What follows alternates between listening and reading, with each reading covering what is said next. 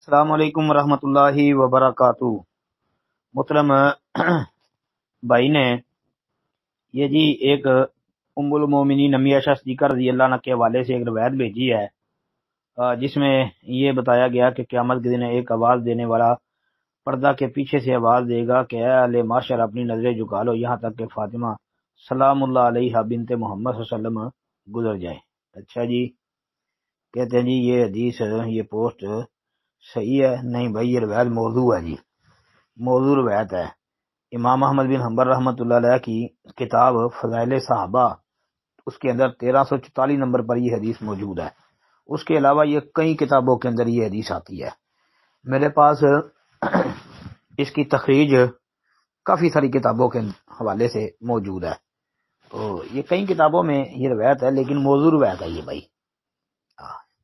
اور یہ حضرت علی رضی اللہ عنہ سے مروی بھی ہے، ابو ہریرہ رضی اللہ عنہ سے مروی، ابو ایوب انصاری رضی اللہ عنہ سے، اور امی عائشہ صدیقہ رضی، چار یعنی صحابہ سے یہ روایت بیان کی گئی ہے اور موضوع روایت ہے جی۔ علی رضی اللہ تعالیٰ عنہ والی حدیث میں عباس بن ولید بن بکار الزبی، وہ ایک راوی ہے بھائی، جس کے اوپر محدثین نے سخت جرح کی ہے، یعنی کذاب حدیثیں وضع کرنے والا تھا۔ اور پھر یہ یاد رکھیں کہ امام حاکم رحمۃ اللہ علیہ نے اس حدیث کو اپنی کتاب المستدرک میں درج کیا ہے، اور مستدرک میں یہ روایت ہے، اور مستدرک حاکم میں حدیث درج کرنے کے بعد نا امام صاحب رحمۃ اللہ فرماتے ہیں صحیح علی شرط شیخین، کہ بخاری مسلم کی شرط پر صحیح ہے۔ اور امام حاکم رحمۃ اللہ علیہ کی تردید کرتے ہوئے، رد کرتے ہوئے امام ذہبی رحمۃ اللہ فرماتے ہیں لا واللہ، نہیں اللہ کی قسم، بل موضوع، بلکہ موضوع ہے۔ یہ انہوں نے قسم اٹھا کے کہا ہے کہ امام حاکم کی بات کی تردید کی ہے، قسم اٹھا کے کہا کہ یہ صحیح نہیں ہے بلکہ یہ روایت موضوع ہے، اور کہا کہ یہ بھائی جو عباس اس میں ہے وہ کذاب تھا۔ امام دار قطنی رحمۃ اللہ علیہ نے اس کو کذاب قرار دیا۔ اور دوسرا جی عبد الحمید بن بحر الزہرانی جو ہے نا، یہ بھی حدیثیں چوری کرتا تھا، جیسا کہ ابن حبان وغیرہ نے یہ بات بھی کی ہے۔ امام ابن عدی نے بھی اسی طرح کی بات کی ہے، میزان الاعتدال میں جرا دیکھ لیں۔ پھر ابو ہریرہ رضی اللہ عنہ سے مروی جو روایت ہے وہ بھی صحیح نہیں ہے، اس کی سند میں جو ہے نا عمر بن زیاد صوبانی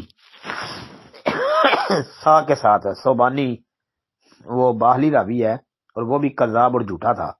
پھر ابو ایوب انصاری رضی اللہ عنہ حدیث جو ہے وہ ہے، اس میں جی وہ سعد بن طریف بھی موجود ہے، بلکہ اس میں حدیثیں وضع کرنے والے متہم راوی کئی موجود ہیں۔ مثلا اسبق بن نبات آتا، وہ ایک متروک راوی ہے، حافظ ابن حجر نے اس کا ذکر جو ہے وہ کیا ہے، تقریب میں اس کو متروک قرار دیا ہے۔ پھر سعد بن طریف ہے، اس کو بھی حافظ صاحب نے متروک کہا ہے، اور ابن حبان وغیرہ نے اس کو وضع حدیث کی وجہ سے چھوڑ دیا تھا۔ پھر اس میں ایک علت محمد بن یونس القدیمی کی ہے، وہ بھی ضعیف اور متروک راوی تھا۔ تو لہذا یہ جو روایت ہے نا ابو ایوب والی، یہ بھی ثابت نہیں ہے۔ اسی طرح حضرت عائشہ رضی اللہ عنہ والی روایت جو ہے اس میں بھی علتیں موجود ہیں، بلکہ بعض نے تو اضطراب کی بات بھی کر دی ہے۔ اس میں ابو عبداللہ الاخفش ہے، اس پر بھی کلام ہے۔ تو لہذا بھئی یہ روایت کسی اعتبار سے بھی صحیح نہیں ہے جی، اس کو صحیح سمجھنا یہ ہمارے علم کے مطابق یہ ٹھیک نہیں ہے، بلکہ اس کو باطل اور موضوع روایت تصور کریں، کیونکہ یہ موضوع من گھڑت ہے اور اس کی کوئی بھی صحیح سند موجود نہیں ہے۔ اب چار سمجھو صحابہ یہ بیان کر رہے ہیں، تو علی رضی اللہ عنہ، ابو ہریرہ، ابو ایوب اور امی عائشہ صدیقہ، تو جو ضعیف جمع ضعیف حسن کے قائل ہیں انہوں نے بھی اس کو موضوع قرار دیا ہے کہ اس میں ایسی کوئی بات ہی نہیں ہے کہ یہ ترک کی وجہ سے حسن بن جائے، تو یہ موضوع روایت ہے، موضوع من گھڑت۔ پھر علامہ ابن جوزی رحمۃ اللہ علیہ کی العلل بھی دیکھ لیں، پھر بھی آپ کو انشاءاللہ فائدہ ہو جائے گا. لہذا یہ روایت جی ثابت نہیں ہو سکی. السلام علیکم ورحمۃ اللہ وبرکاتہ.